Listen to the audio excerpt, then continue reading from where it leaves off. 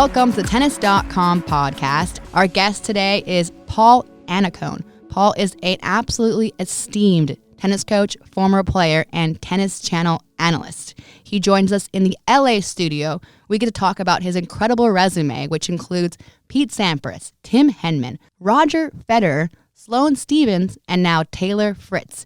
He's the author of a book, Coaching for Life, and he's been a Tennis Channel analyst for 5 years. He also happens to be a former player, ranked as high as number 12 in the world in singles and number 3 in doubles. Let's jump into that chat right now. Paul Annacone, welcome to Tennis.com podcast. Thanks for joining us. Well, thanks for having me. I was wondering when I was going to get on this. I was waiting for your invite, and luckily you squeezed me in now. It's good. It's an honor to have you, especially in Los Angeles, because you're comfortable here. You just got off set. You're covering the ATP finals. What is life like for you in the stretch of the season right now? It's always fun because it's been a long year, but it's been a fun year. We've seen a lot of new faces, both on the men's and women's tour. And whenever we get to come into the studio, we have a great time. And it's such a good team. We get to combine a lot of good work with a lot of good laughs. And I think that's what makes the day go by so fast. And you combine that also with all the tennis. And this year, it's really interesting at the end of the year. Get to see the year-end championships, the top 8 players, see where they finish up. A couple of fresh new faces that are there. So, look, it is a culmination of a long year, but a fun year. What excites you the most when you look ahead to 2020? Are there any certain players that you're amped up about to watch, to talk about? Well, I think it's been an interesting year because we've seen a bunch of new, fresh faces on tour. And for a long time now, we've been wondering if Roger and Rafa and Novak are ever going to open the door at all so these young players can get in. And they're still dominating the majors. But look, we've got 3 new players at the year-end championships in the top 8, which is terrific. You see Tsitsipas there.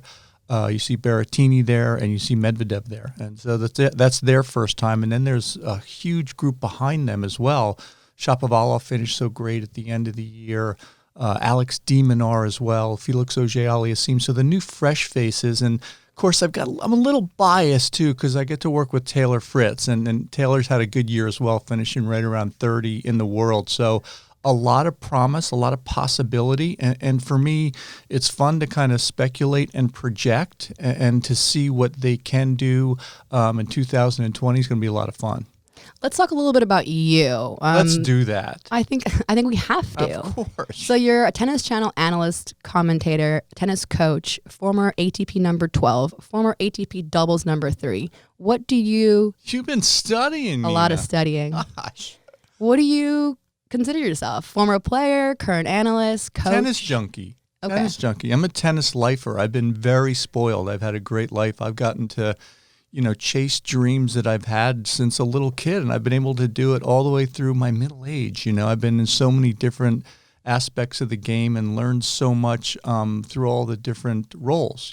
Playing on tour was a dream come true. Getting to play on center court at Wimbledon, center court of the U.S. Open, and to be able to live a life chasing a dream in a fuzzy yellow tennis ball, not many people get to do that. And through that, a lot of pathways and doors have been open. I've been a lot of things in tennis. I've been on the ATP board of directors. I've been consulting at tennis tournaments. I've had a tennis academy. I've run charity events. I've had a lot of different roles, and in each and every one of them, the commonality has been really just the connection with the people. I love that I get to do things with people that I like. And to me, that's really what it's been like since the beginning. And it's interesting because our whole life as kids chasing a dream it's all about us. It's an individual sport. When's my next practice? When's my next tournament? When's my, me. So to transition from that into environments where you have to collaborate with others has been fun because you've done things as an individual athlete in isolation, and now you get to do it with teams. And here for the last few years at Tennis Channel, it's been really a joy because we have such a good team and we have a lot of people who care about each other, who love the sport, and generally have a really good sense of humor. So we have fun doing it too. Speaking of making changes from me to team, how did you transition from player to coach? And Was there a period where you weren't involved in tennis ever, or did you just jump right into working with Pete Sampras, one of the greats of the game? I think one of the biggest things is we all get dealt a certain hand of cards, right? And when I was 28, 29, I got injured. I had surgery on my foot. I was out for 7 months. And that gave me my first sense of kind of reality, of mortality, of tennis mortality. And in that time, I got my real estate license. I got involved with the ATP Player Council, then the ATP Tour Board of Directors. I became a consultant at the New Haven tournament. And I started to branch out a little bit, and I saw the window starting to close. So in a weird way, that was a good reminder to me, a good awakening of what was next. And it wasn't so sad. It was kind of like, this is life. It was, I think it was a really good reminder of opportunities that can come up, and that, you have to enjoy what you do in that moment, but also know there are other things going on, and there are other possibilities that can be kind of chased and looked at. And so I looked at that injury time as something, a really good growing experience for me. So ultimately, when my herniated back made me kind of, a herniated disc in my back kind of forced me into retirement, I then started some coaching. I did some stuff with Jim Grab. I did some stuff with Doug Flack. I worked a little bit with some of the other players, and then I was friends with Pete and with the late great Tim Gullickson as coach. And when Tim Gullickson got sick with brain cancer, I basically was just kind of called in to help make a horrible situation a little bit better, because we're all pretty friendly. And it worked out pretty tragically that Timmy passed. And then for me, it became a catalyst to a coaching career that I've been pretty lucky to have. I've been around some great players, and I would always argue that as great as the players have been, their personalities and who they are as people are better. Pete Sampras and Tim Henman and Roger Federer and Sloane Stephens, and now helping Taylor. I've been around a really good group of people. And within that time, I've also been what I categorize as involved in institutionalized tennis, which is working with federations. I ran player development for the USTA. I was head coach of men's tennis for the Lawn Tennis Association in England. And I've been involved with Tennis Australia, helping Craig Tiley with their player development as well. So institutionalized tennis hasn't institutionalized me yet, but it's keeps you on the brink, bureaucracy and administrative responsibility. So I've been really lucky. I've been really, really lucky, and a lot of nice people and a lot of great opportunities, and most importantly, a lot of good personal experiences. And you've never gotten tired of watching tennis? No, first of all, I'm a fan of greatness in anything people do. I really enjoy watching how people achieve and learning the different processes of the pathways to that achievement. And that kind of got me into writing a book, shameless plug. I wrote a book a couple of years ago that came out called Coaching in Life, which was really just a culmination of my journey, which to me has been all about just keeping my antenna up and watching how people become successful. Roger Federer, Pete Sampras, and look at these traits that people have that become successful. So for me to watch tennis, I still am so intrigued to see people try to problem solve under pressure. And one of the most amazing things about tennis is you're out there basically naked. It's just you. You've got to figure it out. There's no team. There's nobody else around you. It's you against one other person, and you have to problem solve. And in life and in human nature, there's nothing more interesting to me than watching how people react and act under pressure. And that to me is interesting, it's enjoyable, and it's provocative. You mentioned this resume casually. We got Pete Sampras, Tim Henman, Roger Federer, a little bit Sloane Stephens, Taylor Fritz.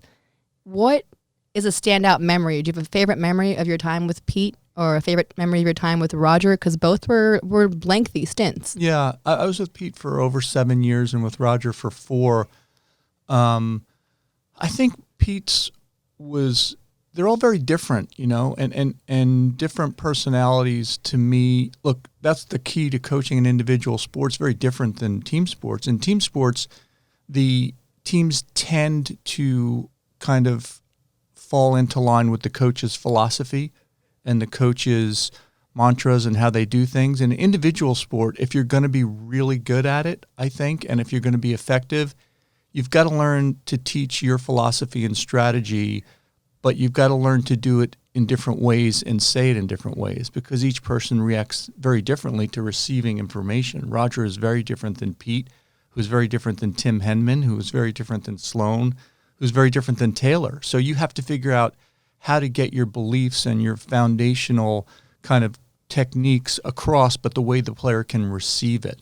So all the players have given me very different memories. I think, Pete's was such a lengthy and interesting and fun relationship. It was my first major one with a legend. And I learned, dare I say it, probably a ton more from him than he learned from me.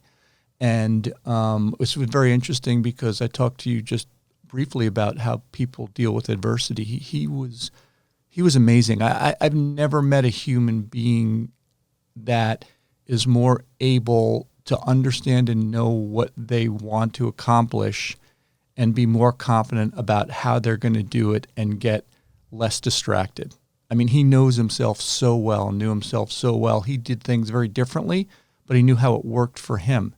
And, probably my two biggest memories were the year that he won Wimbledon, when he broke Roy Emerson's title of major titles, because he was injured most of that tournament and had to get a lot of medical treatment just to play. Got a bunch of injections in his shin, couldn't practice on the off days, and he found a way to win that year, which taught me an incredible amount. And then the last title that he won in 2002 against Andre, which was so many different ways of poetic finish.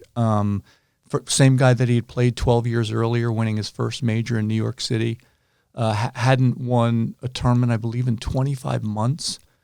People were doubting him, and to see him kind of get back on track and to watch him lock in the last 6 weeks or so to prepare for that, it was just an amazing kind of laser-like focus and self-belief. So those two things for Pete really rung true.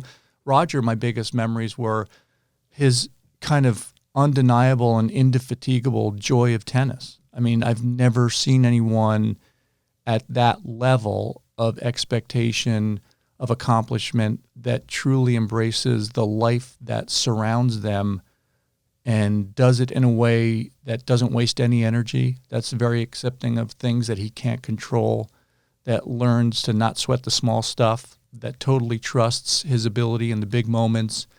And all those things sound benign and they sound very cliched and very easy, but after being fortunate enough to travel with those two guys in particular for over a decade, their life is exhausting.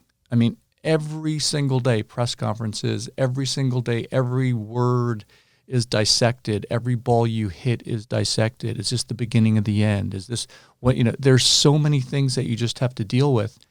And Roger is truly the maestro of dealing with all that stuff. And when we started out, the goal for Roger was to win another major title and to get back to number one. And I was fortunate enough to be sitting in the player box when he won Wimbledon in 2012 and got back to number one right after that. So I felt very proud that I was able, in a however big or small way, participate in that and share it with not only him, but a team and a family who really love their life and love and appreciate the people that are around them. So I've been spoiled. And now I get to talk to you about it. Oh, I mean, like I said, it's an honor. It kind of feels surreal that you've spent quality time with the likes of these legends. Have you ever felt starstruck by anyone? Maybe not by them, but because you work together, but has anyone ever thrown you off? Not really. I mean, I think some of that's from my upbringing. I mean, most of my parents have always been pretty, they're middle class educators. They're both come from the education system, school teachers. My dad ran a school district. My mom was a guidance counselor and educator. And I always felt like people are people, and I think my biggest reward and biggest kind of reaffirmation of that theme was really from Pete, because Pete all along, Sampras always just felt like, look, I happen to be a great tennis player. I'm not curing cancer. I'm not saving the world. I just happen to be a great tennis player. So doesn't mean I've got answers to everything. I know how to hit a ball in the court, and I know how to trust it under pressure. And Pete's, I think, kind of character about just being firmly planted in the ground and knowing who he is and what he does, to be around that for 6-7 years as my inaugural kind of route on the tour made me just kind of not really, I guess, feel weird around people that are superstars. You know, they're great at what they do, but they're just people. And I'm in awe of them. I'm in awe of what they're able to accomplish. But at the end and in the beginning, they're just people, you know. And so I tend to not get starstruck, but I tend to really appreciate and admire. I mean, you seem very chill. You put people at ease as well. Good, that's a good thing. It's a great thing.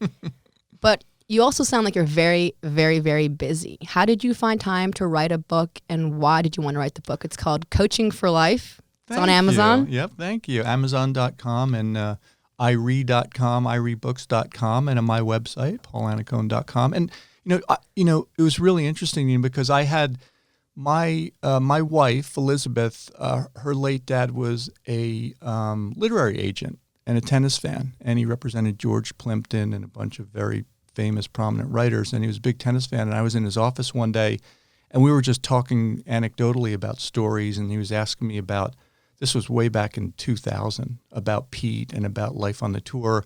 And after 20 minutes, he just looked at me and goes, why don't you write a book?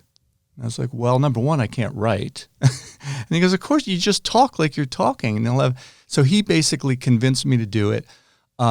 And it petered out after 4 or 5 years because of some publishing issues and editors that had gotten fired and moved along, and they changed the concept a bunch of different times. I got really fatigued from it. And then I started coaching Roger again. And my wife said, you have to finish this book now.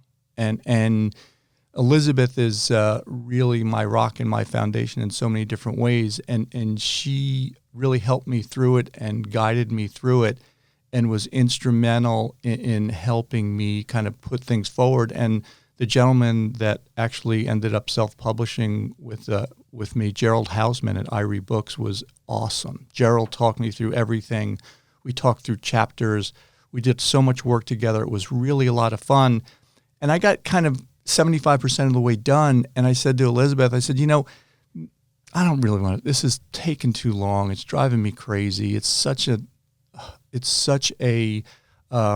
difficult process. I don't know if I want to do this. And by the way, we're self-publishing it. It's going to cost a bunch of money, and we're not going to make any money. So what's the point? She goes, wait a second. And I go, what do you mean? She goes, you're not writing this for money. And I said, why am I writing this? She goes, you're writing this because this is your story. And she's a storyteller. She's a former senior executive at MGM, worked for Oliver Stone, Francis Ford Coppola. She's amazing. And now she has her own production company called PAL Productions, writes, creates, directs. She's also a professor at UCLA. She clearly is the brains in the family.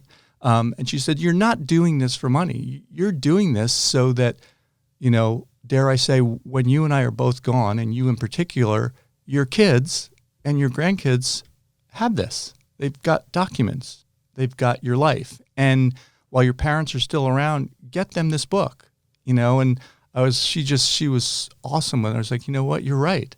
And so I finished it and got it to my mom and dad, and that was the most important moment for me in a very long time. It wasn't for the money. No. Clearly not. I wish it was. And then Pete wrote the foreword. Yeah. So do you still have a good relationship with Pete, with Roger? Do you guys chit chat? Do you text? Do you Snapchat? What's the relationship like with these guys? I am an IT genius. If you knew all this stuff that I could do on a computer, no, seriously, I do stay in touch. Pete and I play golf. We haven't played lately, but I get to stay in touch with him pretty regularly. We play golf together. Roger I see all the time on tour. They were both very generous, spent a lot of time. Roger wrote some nice stuff leading into the book as well. And I do get to see those guys often. I think, that might be one of the things I'm most proud of probably, is all the people like that I've worked with are still some of my closest friends.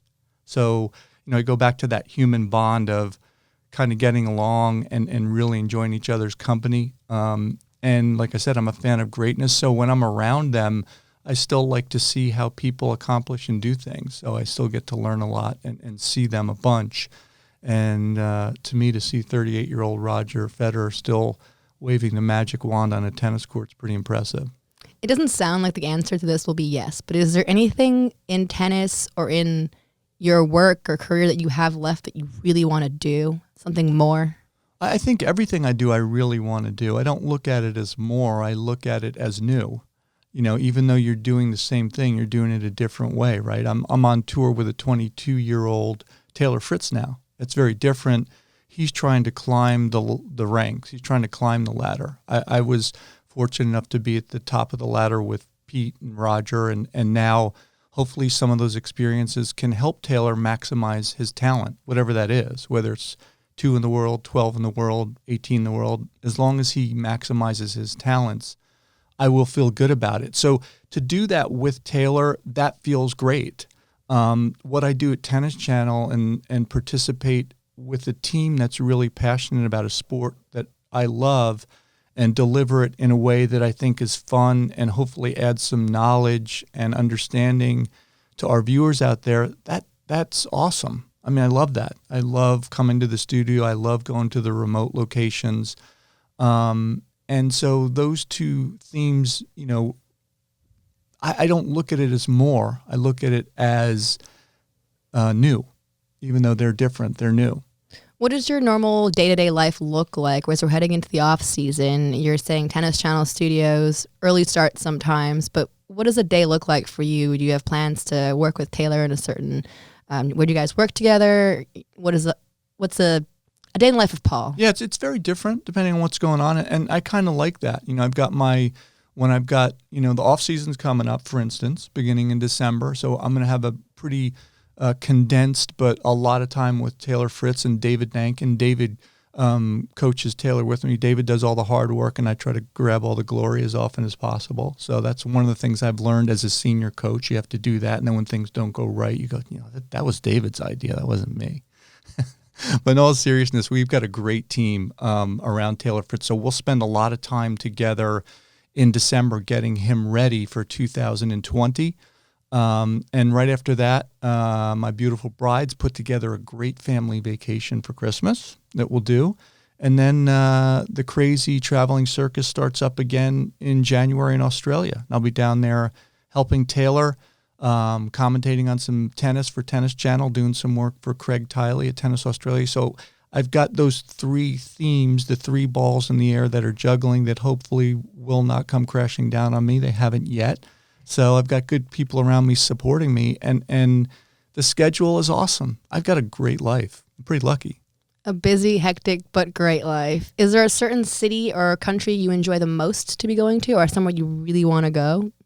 I got to say, every year I love Australia. I really love going down to Australia. It's a long haul, and I don't know if I haven't quite figured out if it's the new beginning, because it's the start of our year, right? It's the start of our professional year.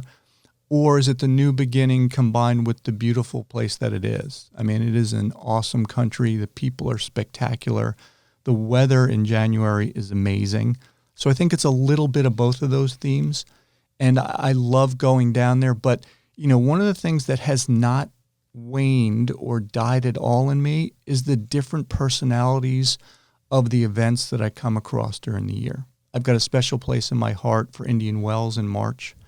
A really special place in my heart for every major. You go to Roland Garros, French Open has a different personality, and then a month later you get to go to the All England Club and see our cathedral center court, and then you get to the hustle and bustle of New York at the U.S. Open. So those different personalities to me are rejuvenating. They are fuel to my soul, and so to have that to look forward to all the time, and then you throw in all of what I would categorize the accoutrements, which are spectacular events in and of themselves. Washington, D.C. in the summer we get to go to, a Tennis Channel. We get to go down to Houston to do the event there. All the other Masters Series, Cincinnati, Miami. I just got back from Paris and Basel.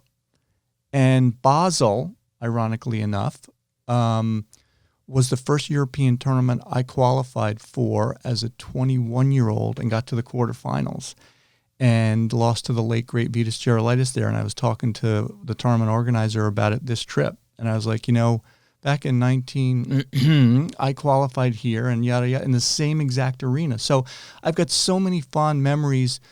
Sometimes they make me feel really old, but ultimately they make me feel really lucky.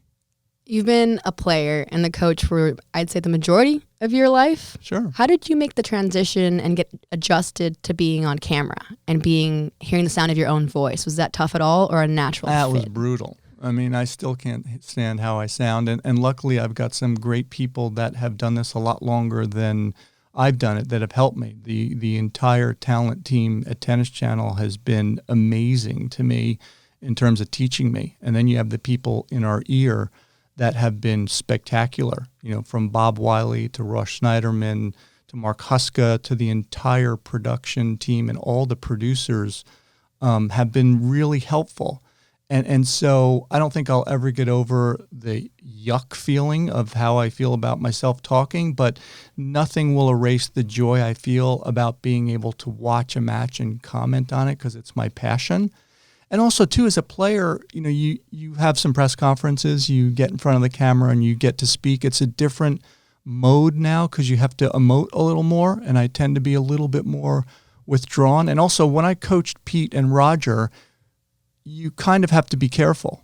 You have to be even more mindful of what you say. You have to make sure you articulate things the way that is representative of who those people are. You work for them. And you never want to be someone you're not, and you never want to be dishonest. But I believe there's a way to deliver things so that they're able to be absorbed without being, really high or low on the totem pole of, is that acceptable or is he an idiot? Or, you want to be careful. And so I again, have had a lot of years of informal education and put my foot in my mouth many a time. And I'm sure I will down the road, but hopefully it won't be too offensive when it happens.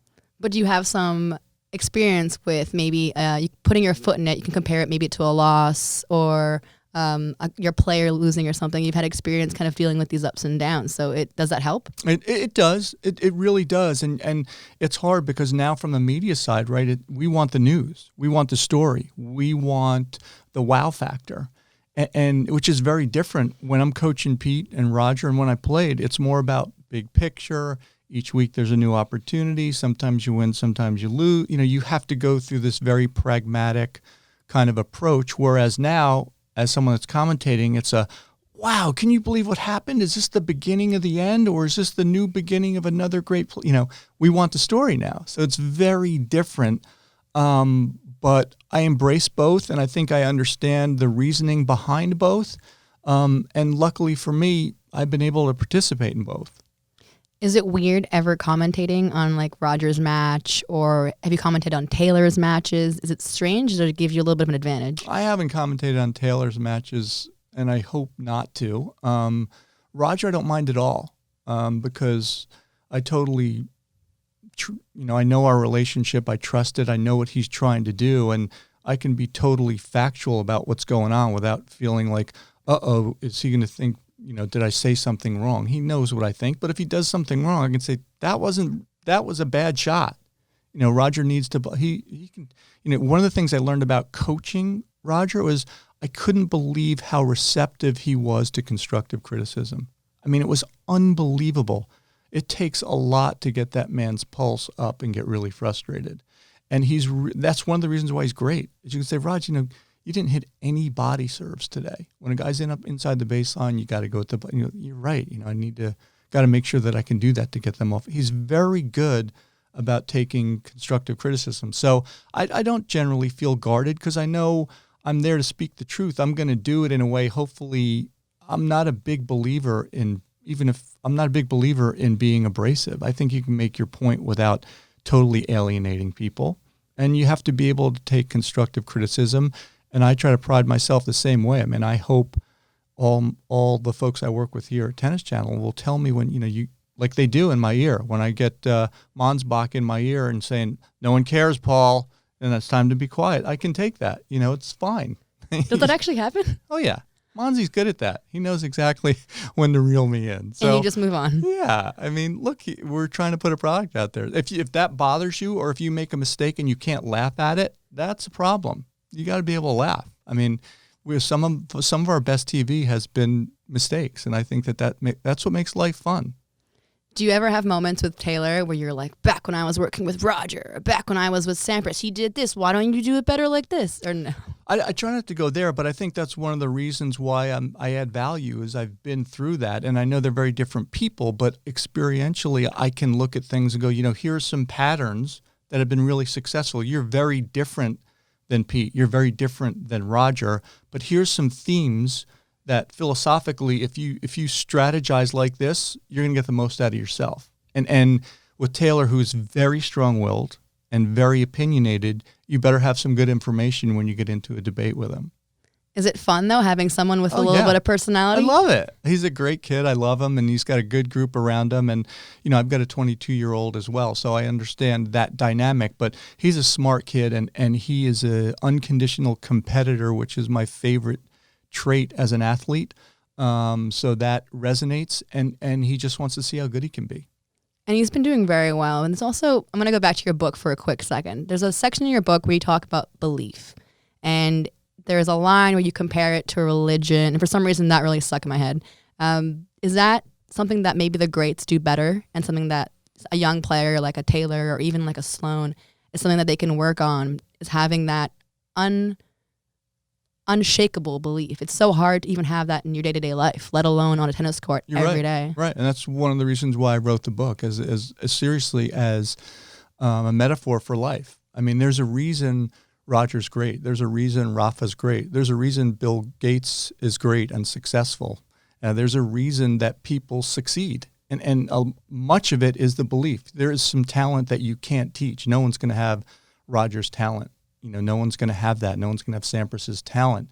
But the habits that they form around that talent help them maximize it. And so the idea with a young player and a young person, more importantly, is to teach them those habits that when things happen that are out of the norm, when things happen that create adversity, that create confrontation, that create doubt, that you can stand true in your beliefs and what you're trying to do and be unshakable. Look, there's no feeling I've ever been around in my life than sitting in center court at Wimbledon when it's 4-all in the fifth set of a final. I haven't even been on the court. I've just been sitting in the player box. So to be able to be in that environment and to know in your heart of hearts, this is what I'm going to do. This is what I'm great at. And I'm going to go after it. If you really believe that, you're going to maximize your talent. And it translates across every boardroom, every classroom, every playing field, everything you do in life. And you've got to believe in that. And that's probably the biggest lesson that I've learned from those great players is in the biggest moments, when I looked in Pete Sampras's eyes, when he was holding the balls up to serve for a title at Wimbledon, I knew there was no one on the planet that had more laser-like focus in that moment, that was more clear about what they were going to do. And he might not win, but I guarantee you he was going to be clear, committed, and confident about what he was trying to do. There's something so interesting and attractive about trying to figure out what is it that makes a tennis player top 100? What makes someone make it? What makes them number one and these legends? And I feel like you're almost trying to figure it out and give it to us. And I love that. Oh, thanks. Yeah, that's the thing. And you can put numbers on things, but that's what I actually try to stay away from, even with Taylor, who's so, he's so young, but he's really driven. It's like, look, the goal is to maximize your talent. If you're asking me what number that is, I had no idea. I don't know. I don't know if it's 6 or 2 or 12. I don't know. If you continue to get better and you trust these processes, you trust what you're trying to do in the big moments, you're going to create those opportunities where it starts to feel normal to be in a semifinal, normal to be in a final in the smaller tournaments, then normal to be a final. Then it becomes, your environment becomes normal and you're able to trust it. And that, to me, it's the same when my daughter went out into the working world and she had to interview. How do you feel normal walking into a room with 12 executives when you're 22? How do you do that where they go, wow, this kid gets it. So whether it's a center court at Wimbledon, or whether it's interviewing for a job, or trying to get into a college, or trying to convince someone to marry you, whatever it may be, you better believe in what you're trying to do and the way you're trying to deliver it. And time again, that philosophy has rung true in my mind because I've seen the greats do it. Again, you can't teach the natural talent of a Federer, but you can teach the habits that he has around himself that have allowed that talent to blossom.